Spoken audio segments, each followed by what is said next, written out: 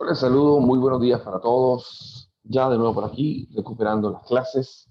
Vamos a hablar hoy un poco de los criterios para el diagnóstico general de un trastorno de personalidad. Aunque para cada clúster hay criterios o rasgos que se ven en la personalidad, vamos a ver que los rasgos pueden ser generales porque cada uno tiene especificidad en uno de estos rasgos. Por ejemplo, a manera general, es un patrón permanente de experiencia interna y de comportamiento que se aparta, escuchen lo que dice el DSM-5, acusadamente las expectativas de la cultura del sujeto. O sea, no actúa con normalidad. Y esto puede ser, no actúa con normalidad internamente, puede ser en la cognición, en su forma de pensar, tiene pensamientos hiperintensos, hiperinvasivos, o la afectividad. Está constantemente irritado, está constantemente triste, está constantemente alegre, pero no entra dentro de la cultura del sujeto lo normal. Y actividad interpersonal inadecuada, ¿sí? Por no poder controlar los impulsos, por ejemplo, el del obsesivo compulsivo, que tiene que estar verificando las cosas. ¿Okay? Este patrón, para que sea un trastorno de personalidad, tiene que ser realmente persistente e inflexible. No es que la persona dice, no es que quiero serlo, no. Por eso es que es inconsciente el trastorno de personalidad. Aquí me gustaría, ¿no? Si tuviéramos tiempo y me lo preguntaran al WhatsApp, y podemos hacer un grupo general por WhatsApp. Me gustaría que clarificaran algo más, que hay una amplia gama de situaciones personales y sociales que hacen desadaptativo a la persona. Tomando en cuenta al señor Sigmund Freud, que habla acerca de ese famoso fenómeno de Edipo, que se conoce también como el síndrome de castración, él viene después del fenómeno de Edipo. En Jung, perdón, en Freud, en Jung es Electra, pero vamos a ponerlo en Jung. Para Lacan, después de que rectifica un poco lo que Freud habla acerca de que frente al líbido podemos ser dos cosas. Podemos ser el sujeto del deseo, ¿sí? Podemos ser los sujetos que deseamos cosas, o podemos ser el objeto del deseo. Cuando una persona se queda atrapado en el deseo de otro, o deseando otro, o que otro lo desee, vamos a tener todo esto. Por eso es que era muy, muy contundente Freud hablar acerca de cómo se construye el sujeto desde lo simbólico, lo imaginario, lo real, que Lacan viene a clarificarlo mejor. Tengo el video allí en las redes sociales, me piden y yo con mucho gusto le envío esa clase de psicoanálisis donde hablamos de la construcción del sujeto para entender un poco más profundo los trastornos de personalidad, porque aquí lo estudiamos desde que ya la persona los está sufriendo, no desde su origen. Me supongo que fue en otras materias atrás, o en psicopatología. Este patrón persistente provoca malestar clínicamente significativo o deterioro social, laboral. La persona no puede hacer absolutamente nada. He tenido la oportunidad de atender con el tema sobrevenido después de la pandemia, muchos ataques fóbicos, muchos episodios fóbicos que han tenido las personas. Y bajo este episodio fóbico, tuve un caso de una niña que le tenía miedo, perdón, una señora que le tenía miedo a tocar las cosas, ¿no? Porque la idea era que se había contaminado con brujería, ¿no? Tuve otro caso de una niña, este fue un caso muy bueno, lo trabajamos bastante desde lo cognitivo-conductual. Ella decía que tenía pensamientos que los papás se iban a morir, ¿sí? Que se iban a morir, que papá se iba a morir, que papá se iba a morir. Dice que tenía como que el pensamiento le decía, si no tocas esto, se van a morir, que ella los tocaba y volvía el pensamiento. Bueno, ya eso es, rompe con el patrón normal de la conducta y es invasivo a nivel del pensamiento. Y le generaba mucha ansiedad, lloraba y se deprimía. El patrón es estable y de larga duración y su inicio se remonta al menos en la adolescencia o al principio de la edad adulta. ¿Okay? Vienen entonces, los trastornos de personalidad vienen generándose desde muy temprana edad. No se atribuye a una manifestación o una consecuencia de un trastorno mental, no, no vienen producto de un trastorno mental, sino más bien, aquí hay algo muy interesante, el trastorno mental sí se puede aludir a un trastorno de personalidad. ¿Lo ven? O sea, que la personalidad, que es lo primero que se construye, se va deteriorando por no saber acercarme al objeto de mi deseo, por malas formas de acercarme al objeto del deseo, y posteriormente surge el trastorno de la personalidad. El patrón persistente no es debido a los efectos fisiológicos directos de una sustancia ni una enfermedad médica. Por ejemplo, hay personas que tienen trastornos de personalidad o trastornos mentales producto del exceso de algún psicotrópico, alotrópico, lo que sea, alguna droga. Se dañaron los receptores de dopamina y entonces entra en una fase depresiva constante. Bueno, estos son los criterios generales. Y la que habíamos dicho, ya hay 10 tipos de trastorno de personalidad, que se llaman famosos grupos o clusters. ¿Sí? El primero se conoce como el trastorno de los raros o los excéntricos, y entre estos tres, el paranoide, el esquizoide y el esquizotípico.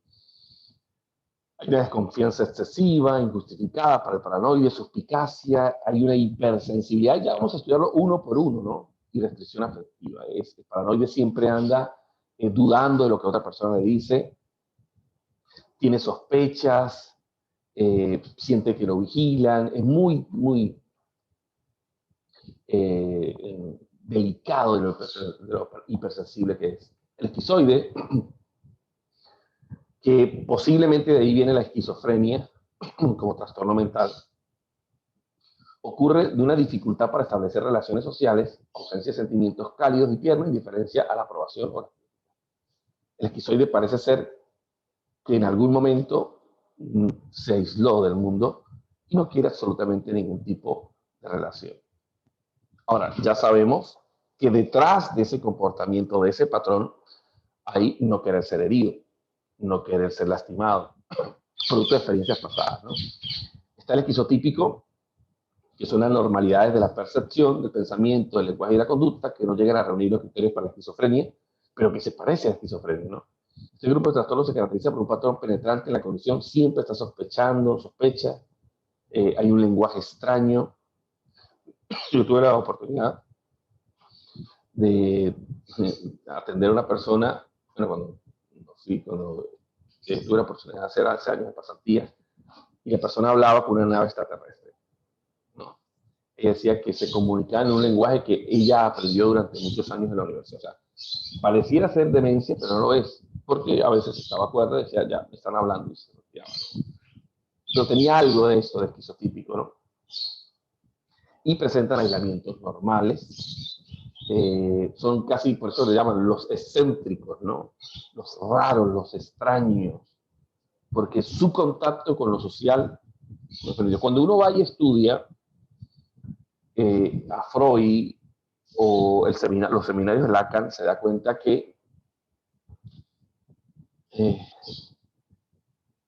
retardar la castración, y la castración como fenómeno psíquico, ¿no?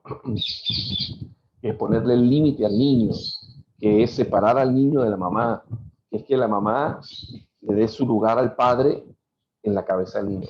Hay muchas cosas aquí que aprender, pero bueno, vamos a dejarlo hasta allí, vamos a seguir entonces.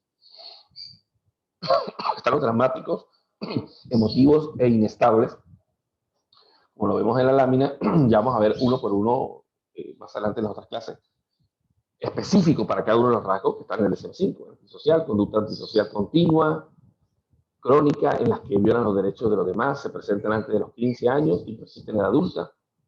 Hay una inestabilidad en el estado de ánimo, la identidad, la autoimagen y la conducta personal. Esta persona quedó atrapada en desear todo lo que el otro tiene.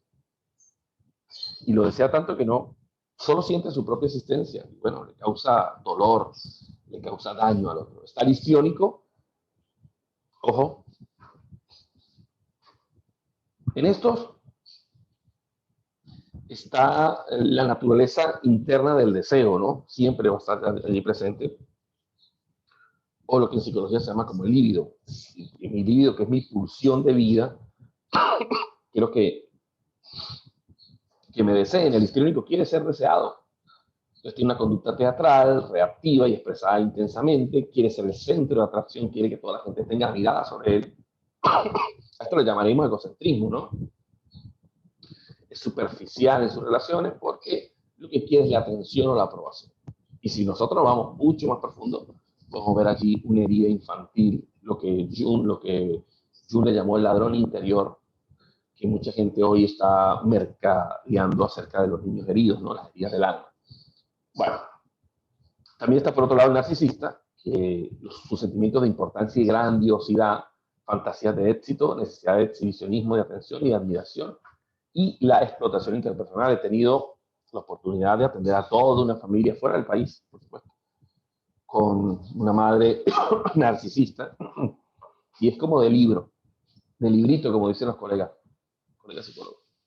Usted encuentra a esa muchacha realmente bastante inseguridad. Si la mamá le dice algo, ellas se sienten culpables, en vergüenza, no tienen vidas propias, son dependientes emocionalmente, porque una persona narcisista de madre hace un socavón en la personalidad de los demás. Estos trastornos se caracterizan por un patrón penetrante de violación de las normas sociales, por ejemplo, comportamiento criminal, comportamiento impulsivo, emotividad excesiva, como el narcisista, y grandiosidad. ¿Okay? Siempre están exteriorizando, hay exteriorización de su rasgo, llevando a rabietas, comportamiento autoabusivo y arranque de rabia. Este es el tipo de clúster de los dramáticos, emotivos e inestables. Tenemos los ansiosos y temerosos, están los tres. Está el evitativo, que hay una hipersensibilidad al rechazo. Esta persona, la vergüenza o la humillación la anticipan, por eso son oledores de eso, y eso lo hace desatractivo. Tienen muy poca, son muy poco sociales, o sociables, requerimiento social, a pesar del deseo de afecto y baja autoestima. ¿Okay? Y cuando estudiamos esto más profundo, por ejemplo, vemos una clase del enneagrama, entendemos ahí que estas personas que tienen este tipo de trastornos de la personalidad, muy en el fondo han sido rechazados, humillados o abusados, y por eso de grande inconscientemente tienden a evitar todo ese tipo de comportamientos que vuelvan a tocar la herida. Están los dependientes, pasividad para que los demás asuman las responsabilidades y decisiones, de sus decisiones propias, por supuesto. Tienen poca capacidad de valerse por sí mismos y falta de confianza en sí mismos. Este dependiente, desde el punto de vista psicológico, más desde las heridas, desde lo que él desea, es desea de atención, desea reconocimiento, y cuando encuentra el reconocimiento, cuando encuentra la aprobación, se queda allí apegado. Apegado de lo que dice John Bowlby, ¿no? De los 4 tipos de apego, pero el apego preocupado, el apego más inestable que hay, ¿no? Donde la persona hace de ese vínculo, hace un vínculo obsesivo con el objeto de su deseo y quiere tenerlo a cada momento, sin él no se siente pleno. Ese es el del clúster de los ansiosos y temerosos, pero dependientes. Eso también el obsesivo compulsivo. Bueno, este me parece genial. He tenido bastantes clientes en la vida acerca de este tipo de trastorno. Y detrás de ellos hay perfeccionismo, obstinación, indecisión, excesiva devoción al trabajo y al rendimiento, y por supuesto dificultad para expresar emociones, ¿no? El obsesivo compulsivo hace de algo una obsesión, y la compulsión tiene que ver con el comportamiento. Están los verificadores, los limpiadores, los que están constantemente limpiando, ¿sí? Y si aplicamos un poco de análisis interior, realmente un psicoanálisis, podríamos entender que allí hay heridas de abusos, heridas de daños a la autoestima, y entonces están constantemente en peligro verificando que nadie lo vaya a robar, que no se vayan a contaminar, porque en algún momento fueron contaminados. Entonces, vamos a dejar hasta aquí nuestra segunda clase acerca de los clústeres y una reseña bien general acerca de cada uno de los trastornos de personalidad.